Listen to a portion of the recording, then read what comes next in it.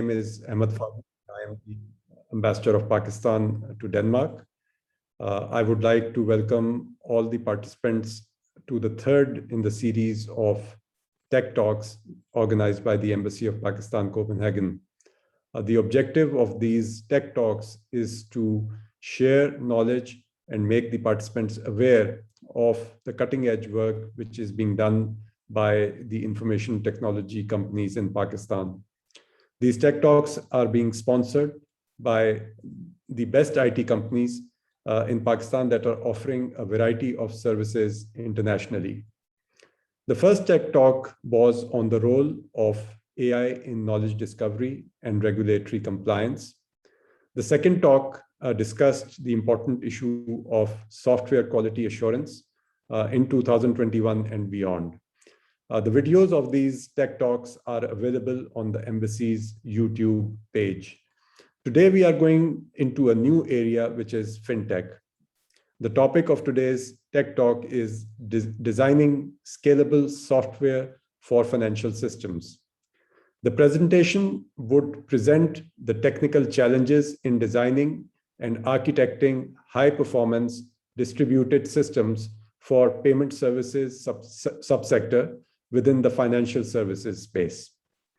The financial services ecosystem today contains a myriad of legacy and modern software platforms, all of which need to be performing and making available critical financial applications to a wide user base while ensuring the challenges of integrability, scalability, reliability, and extensibility. Our presenter today is Mr. Umair Ahmed Khan, who is the Vice President of Engineering at TPS, a leading digital payments systems provider. He has more than 18 years of experience in developing a variety of front and back-end core processing engines. At TPS, Umair leads technology and product development, and his primary responsibilities include designing, architecting, engineering, and developing high-performance, reliable, and secure payment systems applications. Umair has a Bachelor in Computer Sciences from the National University of Fast, Pakistan. Very briefly, I would also like to talk about the IT landscape in Pakistan. Pakistan has more than 2,000 IT companies and call centers that are providing services in all areas from CRM software, data warehousing, product design, developing and testing, etc. More than 300,000 English-speaking IT professionals with expertise in current and emerging IT products and technologies are working in these companies. More than 20,000 fresh IT graduates and engineers are joining the workforce each year. There is a rising startup culture in the country, and Pakistan has been ranked number 3 in the world for freelance development by Oxford Analytica. Some housekeeping announcements. Mr. Umair's presentation would be for approximately 45 minutes. You can ask your questions at the end of the presentation by raising your hands. Questions could also be posted in the chat section, and we will take them up at the same time. Your mics will be muted at the beginning, and you can unmute them when you desire to ask a question. This webinar is being live streamed on the Embassy's Facebook page, and as I mentioned earlier, the recording will also be available on YouTube. So let's begin. Over to you, Mr. Umair. Thank you, Mr. Ambassador, for the intro. And thank you for this opportunity, and especially for providing this platform for the IT industry of Pakistan, where we can share our experiences and expertise with the rest of the world, especially with the people of Denmark. So I'll start with a bit about myself. As mentioned by Mr. Ambassador, my name is Umair Khan. I'm a VP of Engineering at TPS. And for the past 18 years, I've been designing and developing payment systems for central banks, processors, and other fintechs. a bit about our company, TPS. We were founded back in 1996 by two gentlemen as a startup, and we recently celebrated our 25th anniversary. So from two-person company, we are now 500 plus skilled workforce with payment expertise. We have our presence in 30 plus countries with 130 plus customers, and we spend a good amount on our R&D budget, and that's used mostly by me, so that's a good thing. So on to our topic for today, that's designing high-performing and scalable digital payment systems. So working with payment systems personally for me and for our company TPS has been very exciting because whatever the products we design and develop or whatever problem we solve, it affects everyone around us. So we may not realize, but when we go out to eat, to shop, to travel, do all the fun stuff, and maybe do not so fun stuff like paying taxes or paying medical bills, tuition fees.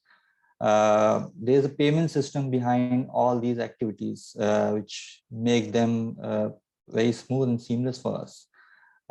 So if you are solving problems for the masses, then your system needs to be performing at that scale, right? And to make my point more clear, I'll present two case studies which will highlight the need for scalable and high-performing systems. So the first case study is about revolutionizing the payments in Pakistan. So a few years back, if you go outside in Pakistan in any city, this would be a very common scenario outside banks, that people are queuing up to pay their bills, the heat, even we used to pay our bills in queuing up the lines, right? So we wanted to solve this problem for us and for everyone else. But with any developing nation, the problem area usually revolves around that the population size is quite large. But to service that population, the infrastructure required, it's not there, right? So we had the same problem. But in past few years, when the telcos, the international telcos arrived in Pakistan, that infrastructure problem was solved for us. And we knew that if we could use that infrastructure to reach all these people, we would be able to solve this problem. So we designed a solution that would enable everyone to be at home and pay their bills using their mobile phones, using mobile apps, or using their internet banking applications on the mobile, or through internet banking through the on desktop application, right? So we partnered with these two big telcos, Telenor and Jazz, and our national payment switch, which is OneLink, to establish this system. So how did it happen? So at OneLink, for example, which is our national payment switch, it is connected with all the banks in Pakistan and provides services like interbank transfer and a shared ATM switch. So we knew that OneLink had this infrastructure available and connectivity with all the banks.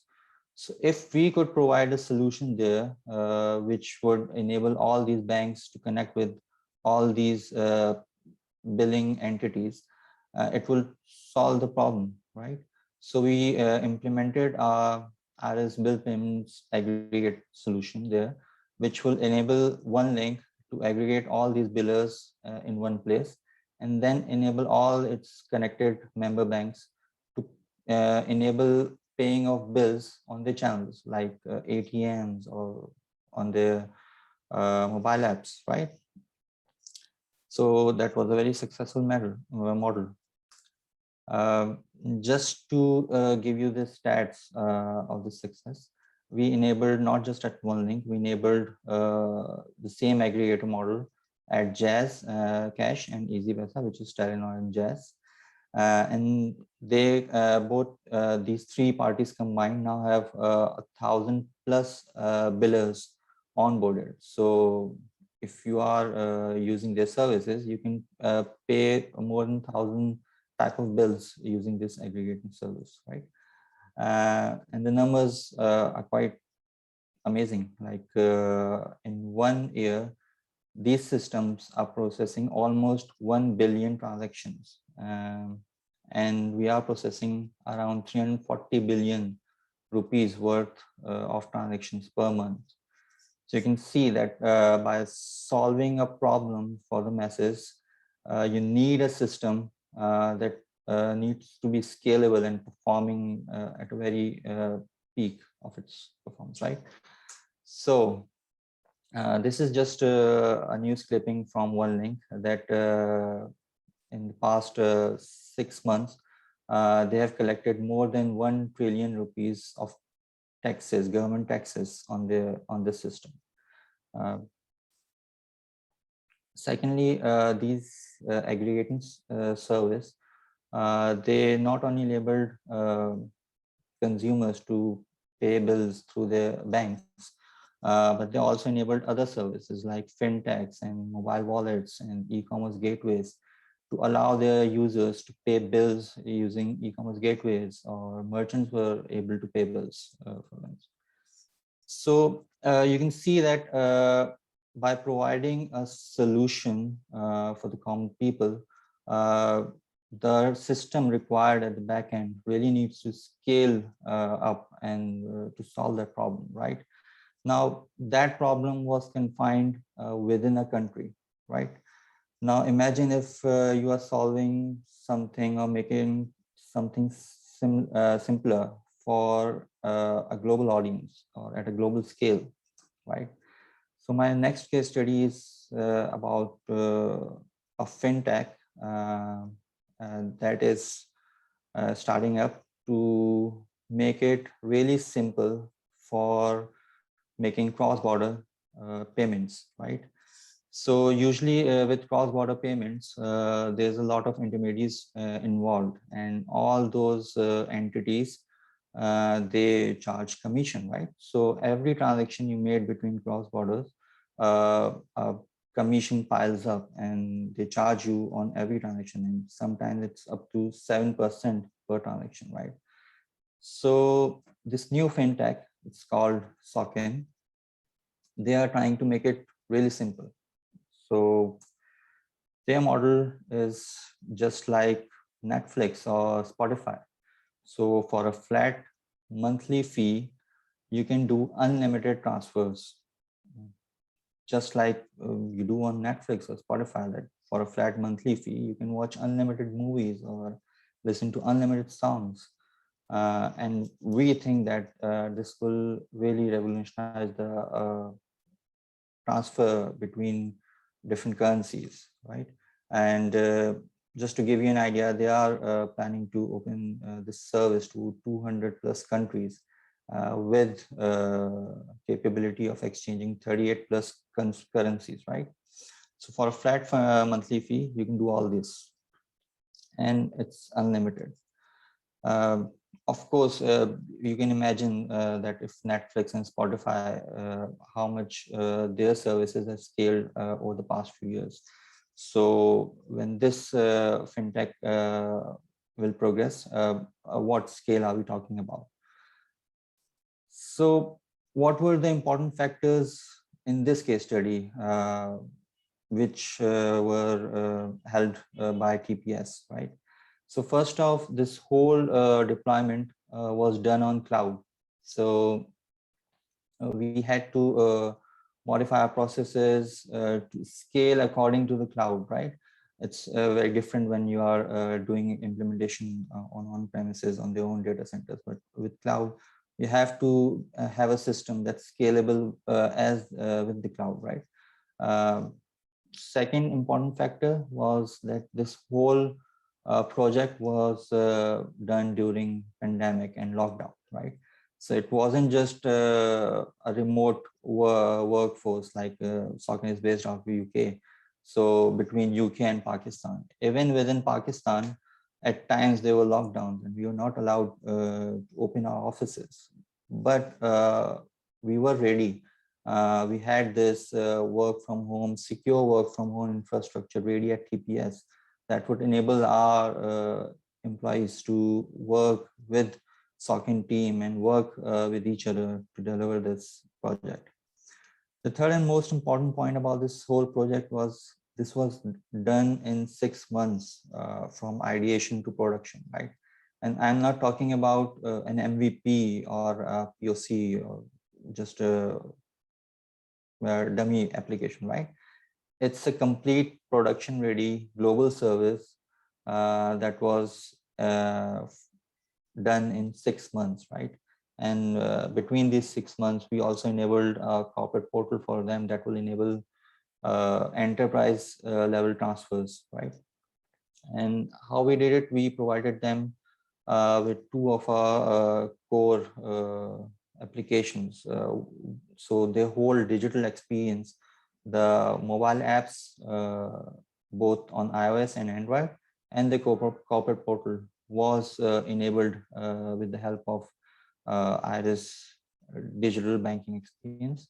And the core wallet system, which is at the core of this whole service, the multi-currency wallet, it was also provided by TPS. So within these 6 months working remotely during this pandemic, we enabled all these services for Socken, and it's live. You can go to their website or go to Google Play or iOS App Store and download the app and use it. So it was all enabled because the platform that was used for delivering these services was capable of changing its behavior up to the customer needs at a very rapid pace. And the process we followed with Socken was very agile. So it was all enabled due to this, right? So it's not just about the numbers, it's about how quickly you are able to adopt to these new and upcoming fintechs. So if we look at both these case studies, or if we go through the hundreds of implementation that TPS have done during the past 25 years, we would see some common attributes that are required in the underlying payment system or the payment platform, which enable these projects to be done at a very high scale and done in a very short duration, right? So I would list down 4 key attributes that are quite explanatory, but I'll just explain it in terms of payment system, right? So we saw that in our first case study that the underlying platforms really need to be scalable, because you are solving problems at scale. And if the underlying platform is not scalable itself, then it will create more problems than solving a problem, right? The second one is reliability, right? So if you are going to a gas station to fill your tank, I mean, you know that your card will work, right? You assume that it will work. So the payment system behind all of this needs to be reliable all the time. It cannot go down randomly or have downtime, right? Third one is security, and I mean security is important for any integrated system, but for a payment system it's really important, because not only we have to secure the financial information, but we have to follow a lot of international and local compliances and audit requirements for the FIs, right? And the last one is obviously flexibility. So with this trend of digitization in the banks and the rise of fintechs, the platforms really need to be flexible. And if they are not able to keep up with the pace of digitization or the fintechs, then the simple solution for them is to replace it. So it really needs to be flexible and compatible with their needs. So next, I'll try to give you some design principles that we followed at TPS to build this next generation platform. And hopefully with our experience, maybe if you are developing or you are evaluating a payment system, you'll be able to evaluate much better, right?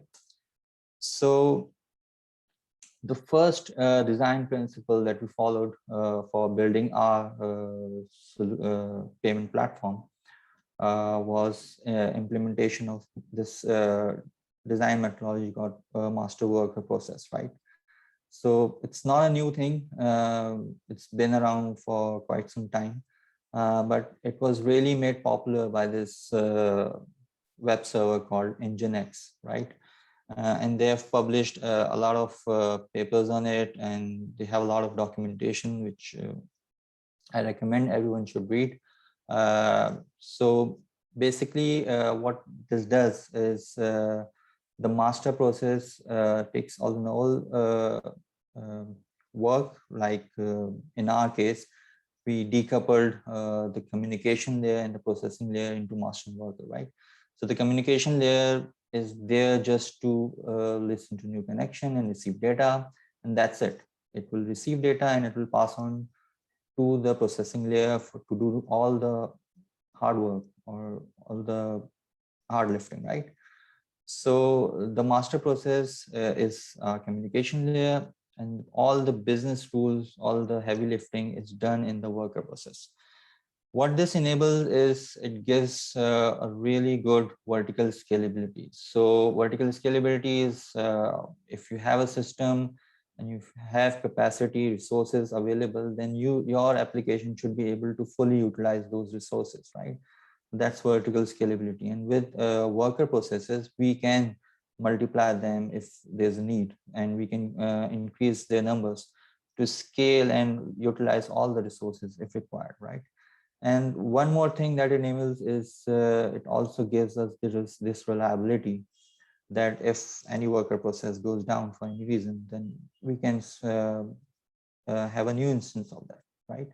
And we have multiple instances already, so they'll take up the job. The second design principle or decision that we took, because we had these worker processes and communication layers separated, that it enabled us to move these worker processes not just on one node. We can now distribute them on multiple nodes, right? So by multiple nodes, I'm assuming that it's more than one system or more than one virtualized machine, right? So you can now distribute your worker process across different nodes. So you can create a cluster of worker processes, and your communication layer needs just to distribute the data received to all these worker processes. So they can do all the heavy lifting and process and apply the authorization rule and business rules. Now this gives us really good horizontal scalability. So horizontal scalability is scaling with nodes, right? Second thing we needed to have was to distribute the data between these nodes, right? So we could have gone with many different techniques, but we opted for distributed queues. They gave us two attributes that were required for us. So the first one was if required, we could persist the data on queues. And the second one was sequencing of data, which is important in payment systems, right? So we opted with this system called ZeroMQ. It's a distributed queuing system.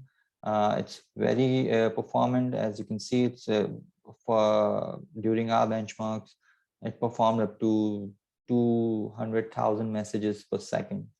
So it's a really good system for transmission of data between different nodes, right? We also using Redis streams for transmission of data as streams between nodes. The third item, the design decision that we took was the use of cache, right? So, and I think this is one of the most important part, if you are designing a high performance system, cache is absolutely necessary. And it really helped boost our performance to next level. So basically, you use cache to hold data that is required frequently by your process, and you try to hold it really close to the worker processes, right? So we evaluated different caching techniques, and we then settled for Redis for obvious reason, because Redis is, I think, the #1 caching solution right now. Most of the global cloud vendors, they are providing caching services based on Redis as backend.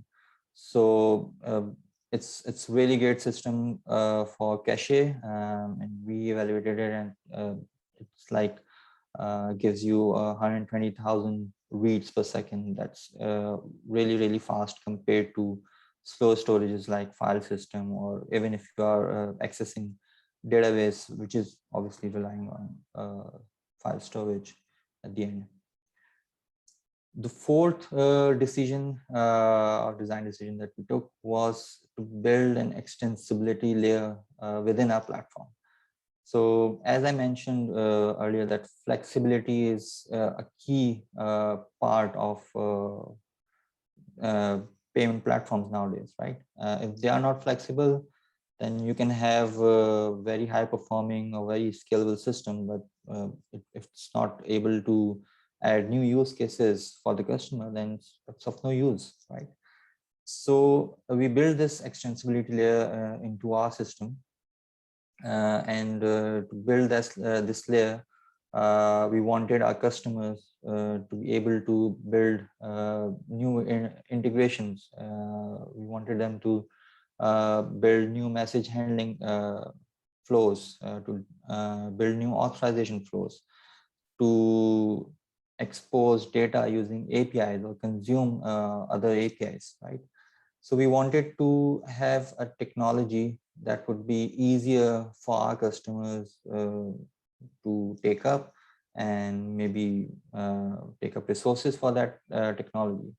So we opted for JavaScript, which is obviously, if you go to Stack Overflow and see that which language is the most popular one and among the developers. So JavaScript has been #1 for past 8-9 years. So we opted for JavaScript, so our customers can use JavaScript to write custom flows, APIs, or message handling, authorization flows. And once they write this script, these scripts plug in into our system or worker processes, just like our own provided worker processes, and they scale vertically and horizontally, just like our own worker processes. So the customers don't have to worry about the scalability and performance of these scripts. So these were some of the design decisions that we took to build our payment platform. But that's not enough, right? We need to have a process for implementing these design decisions, or developing using these design decisions. So traditionally we were following a waterfall method, right? So we knew that in order to develop this solution, we wanted to adopt a new and more agile development methodology. So we opted for a Scrum, to be specific. So we built our product backlog. We went with 2 weeks of sprints, and after every sprint, we would have these sprint demos where we could take feedback from our internal stakeholders, and even we can invite external stakeholders that would provide feedbacks, and that feedback then goes into our product immediately, right? And we were able to reduce our time to market rapidly, and the product then we shipped was as per the requirements of customer, because they were part of the sprints and the stakeholders, right? So that was one thing that really helped us shape up our products. The second thing we adopted was this continuous integration and continuous deployment pipeline. So this pipeline, it enables our developers to just commit the change, and all the steps after that commit are done automatically, right? So from builds to test runs to implement or to deployment on the staging servers and to packaging, all done through automated process, right? And just to highlight what automated test cases we have built using this CI and CD pipeline, we now have around 17,000 automated test cases, which anyone can schedule and run if they want for any of the changes that we commit, right? And to build these automated test cases, we are using SpecFlow, Selenium, and stuff for different areas, right? And apart from these 17,000 automated test cases, which are there for feature testing and different flows, we have more than 4,000 scheme-based tests, right? Which are run using the simulators provided by those schemes, right? Like Visa or MasterCard or UnionPay.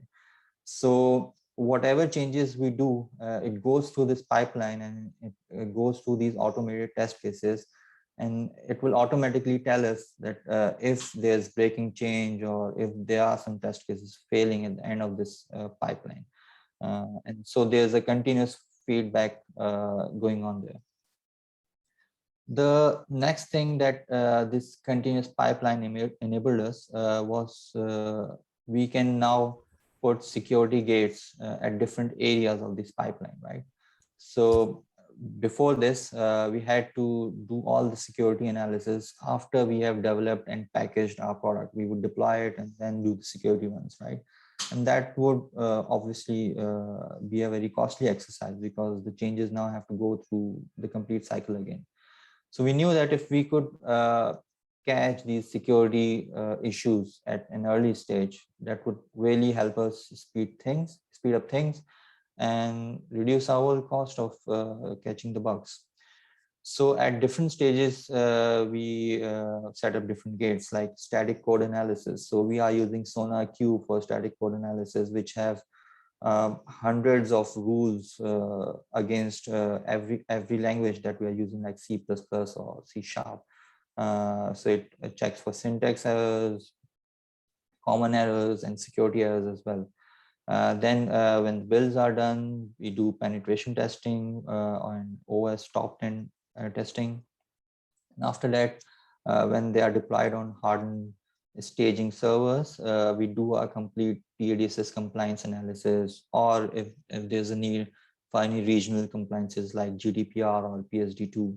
So since all our products and the platform is PADSS compliant, so we need to make sure that all our releases and all our patches, they are also PADSS compliant, right?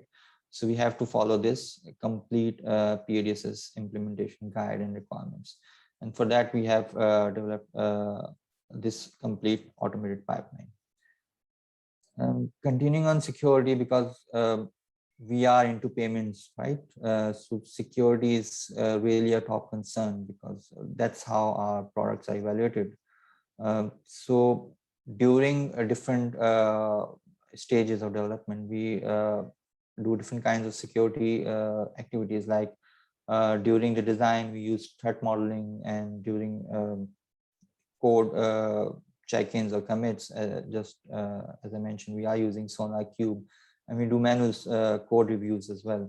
There's a complete DAS system that that's implemented by a security team that will go through all the builds for testing any security vulnerabilities, right? Apart from it, there are different tools that we are using, like ASVS, WSTG.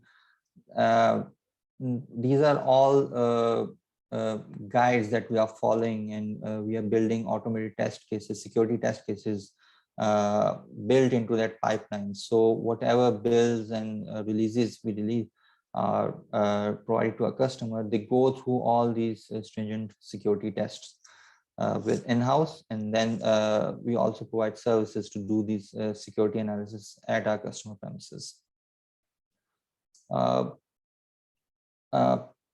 Related to security, we found out that if we just create a team of security analysts and do security testing by that small team, that was not enough for us, right? We knew that everyone who is contributing to that product or project needs to be aware of all the security threats, right? So we have developed a comprehensive training across TPS, across the organization, so that everyone's joining TPS or is there for some time has to go through all these security trainings, and they have to pass certain security tests before they are given permanent employment status, right? So all these trainings are scheduled for every employee. They are updated regularly by a security team. So we are trying to make security as part of our culture. So everyone is aware of security issues. So when they're developing, when they're testing, when they're automating, these security practices are there. So whatever I've been talking about for the past 15, 20 minutes, it all comes down to this slide, right? So what all those design decisions that we took and the development process that we implemented, what were the results, right? So after building our payment platform, we wanted to test it out, that how much can it perform. So we partnered with IBM and we took our platform to the test center in France. So engineers from TPS and engineers from IBM Powered Series platform, they worked on it at this test center, and deployed on the Powered Series servers, the peak performance of our platform was 18,000 transactions per second. And just to put this in perspective, that's around 35 times faster than our previous generation platform. So that was mostly about our design and process that follow. In the end, I would just like to highlight some capabilities of this IRIS-5 platform. So basically, IRIS-5 is a platform, and on that platform, you have built different products, right? So as I mentioned in my first case study about the payment aggregate services, that was all enabled with this IRIS bill payment system. The second case study that I presented was the technology behind that case study, the SOCN Global Payment Service. The digital experience was enabled on IRIS digital banking platform, their mobile app, their corporate portal, and the other APIs that they are exposing. It's all done on digital banking platform. The core multi-currency wallet platform, it's done on IRIS Money. Other than that, we have different products like IRIS POS Merchant, where you can enable POS acquiring, merchant acquiring. We have IRIS ATM, where you can do ATM acquiring. We have IRIS CMS, which you can use to issue debit cards and prepaid cards for various schemes like Visa, MasterCard, UnionPay, American Express. Then we have IRIS Payment Gateway and PayAccess, which are payment gateways. And then we have Sparrow. It's a new product. It enables banks to connect with ISO 20021 format. That's a new payment format being adopted by all the new fintechs and the settlement entities, especially in Pakistan.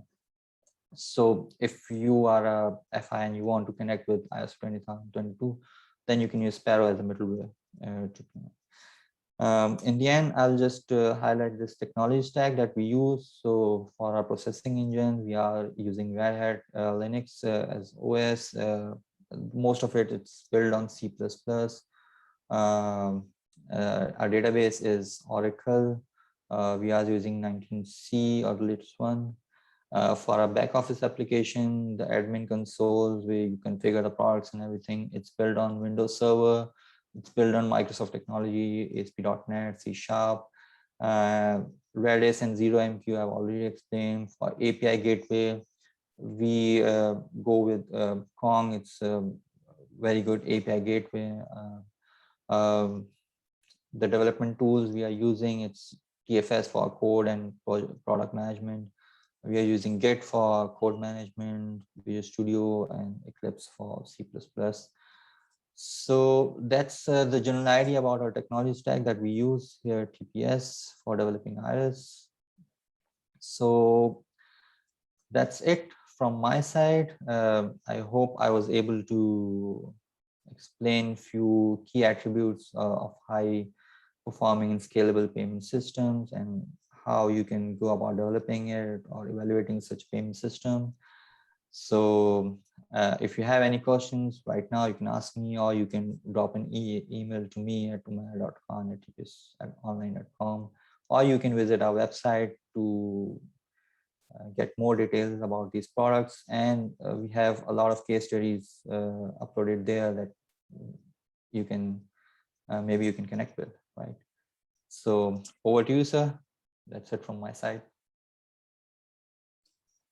Thank you very much, Mr. Umair, for this very informative presentation. I think you have ably demonstrated that a lot of innovative work is taking place in Pakistan with regards to payment systems, which is one of the important areas of application of IT technology these days, and where a key concern always is how do you ensure the security of data and also the security and integrity of the whole system. So it is very good to know that a Pakistani company is doing this work and is operating at the international level. So now is the time for participants to ask questions, and I see already some hands raised.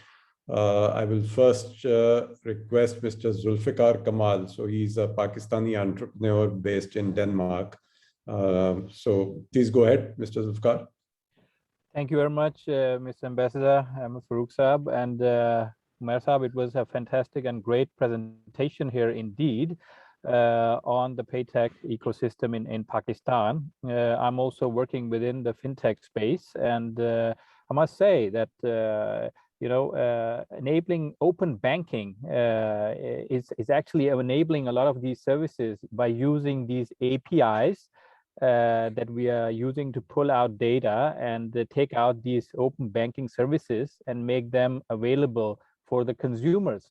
So do you see in the Pakistan market, there must be a lot of velocity, there must be a lot of volume by the consumers.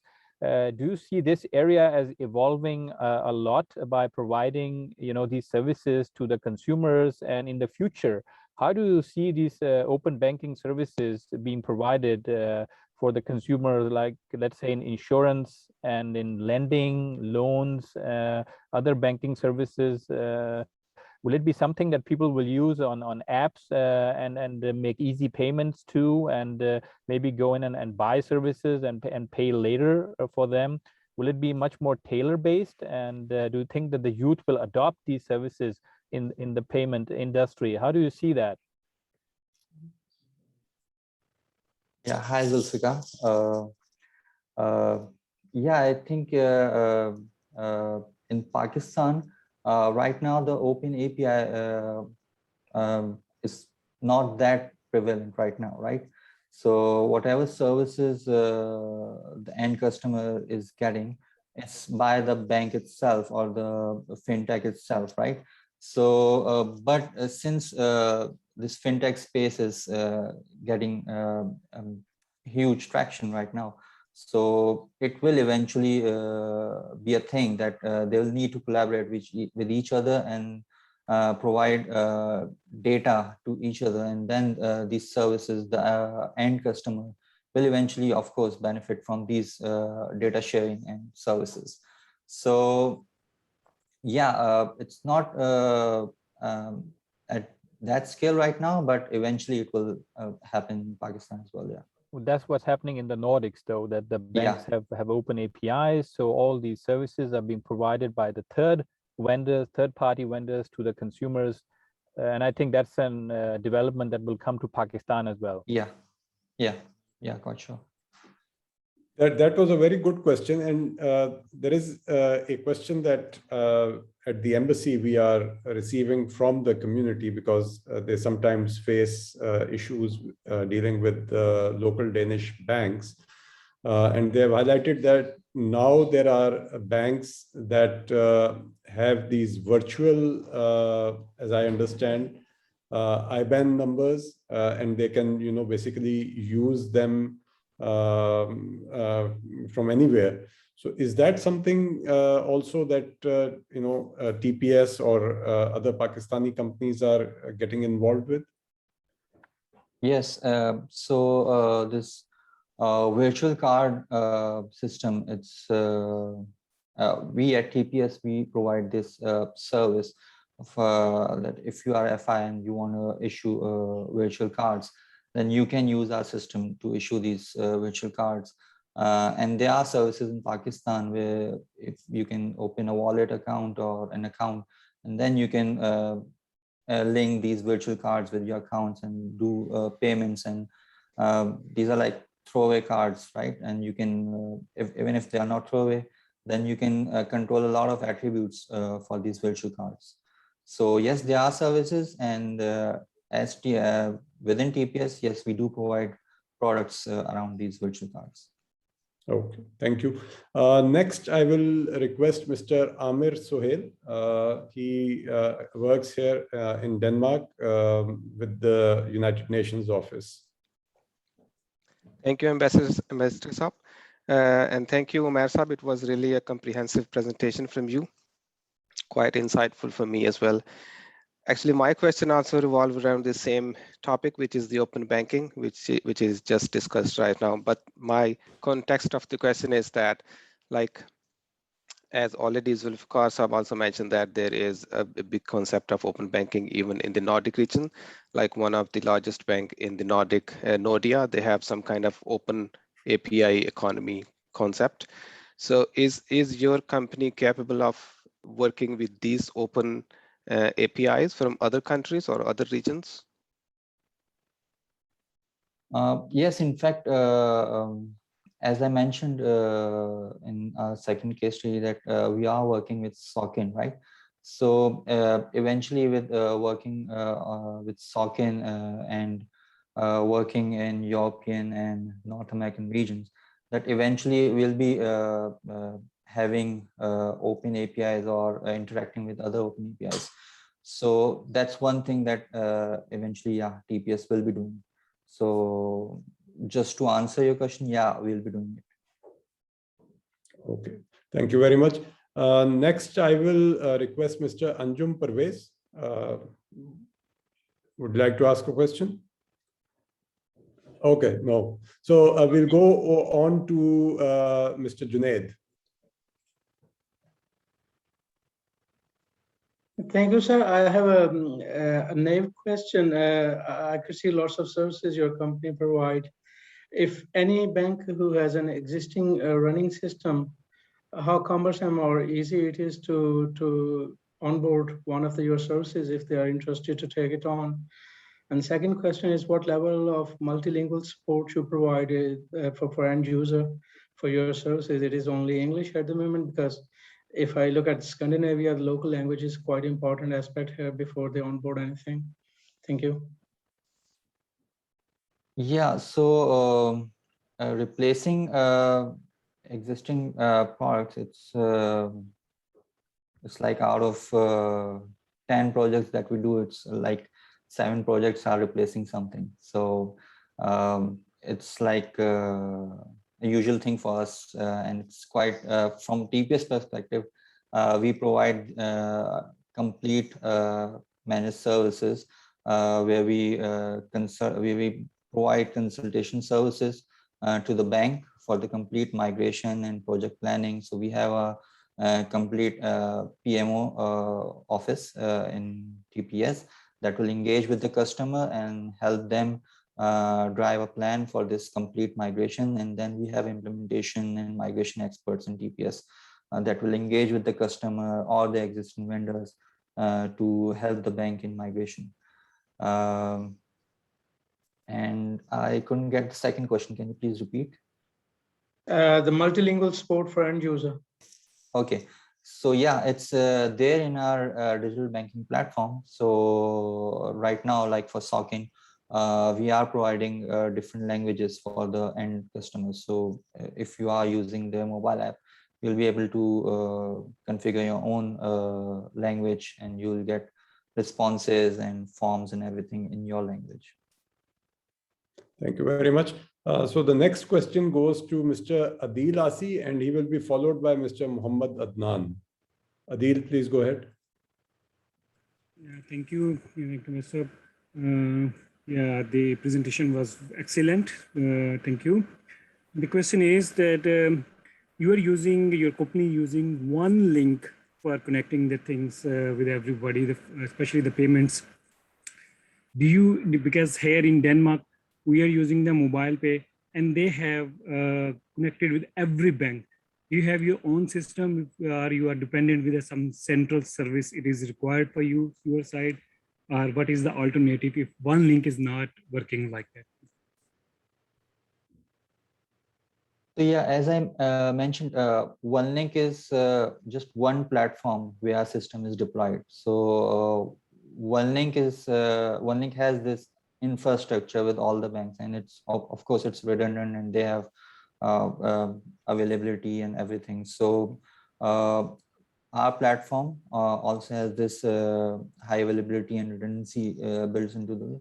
So at OneLink, it's there, but our aggregation service is not just deployed at OneLink. We are also deployed at different telcos as well, like Jazz and Telenor. So the end user can use the telcos or the banks to pay the bills. So it's not just OneLink. I hope I answered your question. Yeah. Adil, any follow-up? Yeah, thank you. Thank you, Karthik. Thank you. So Mr. Muhammad Adnan. Yeah, thank you, Ambassador. Thank you, Mayor, for a really good presentation. It's really fascinating to see how a two-man company has transformed into 500 people company. And I must add, I was in TPS after graduation for first 5 years. Now I'm in UK for 15 years. And I must say that my first 5 years experience in TPS actually helped me to excel in my roles in UK. So I worked in a company like Visa and M-Pesa. My question really is, in this fintech world, we see every developing country has got that one app that has really consumed the whole country. We've got M-Pesa in Africa, Alipay in China, Paytm in India. We've got one in South America, but Pakistan still lacks that one app or group of apps where even a rickshaw driver can accept payments. Just wondering what is the reason where Pakistan is still behind these developing countries who have really got that one app, which even the like rickshaw driver or even the bus fare has been collected using that app. So what is lacking in Pakistan where the fintech space has not really propelled like it did in, let's say, Africa or India? Yeah, good to hear from you, Adnan, after a long time. Yeah, I guess to answer your question, there are multiple factors, I guess, involved. I think it's the way the applications are developed, how the usability factor is really important to penetrate the end user, right? So it needs to be there on the devices that are common to everyone, right? So maybe that's one of the factor. And other factors could be how they are marketed or promoted to the end user, right? So there needs to be something in there for the end user to be picking that service, right? So maybe that's what's lacking in Pakistan. And maybe if they can learn something from, as you mentioned, in Africa and India. They can build those experiences in their apps and in how they communicate those things to the end user. Maybe that will help a lot. Thank you, Umair. Thank you. Yeah. Thank you very much. So I had posted a comment in the chat that I do see several women participants in this webinar, and we do like a gender balance here. So if any of the women would like to ask a question, I would encourage that because we are reaching the close of this session.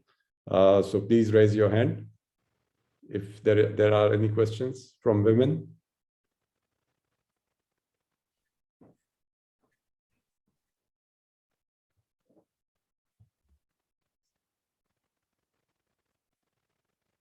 Perhaps not.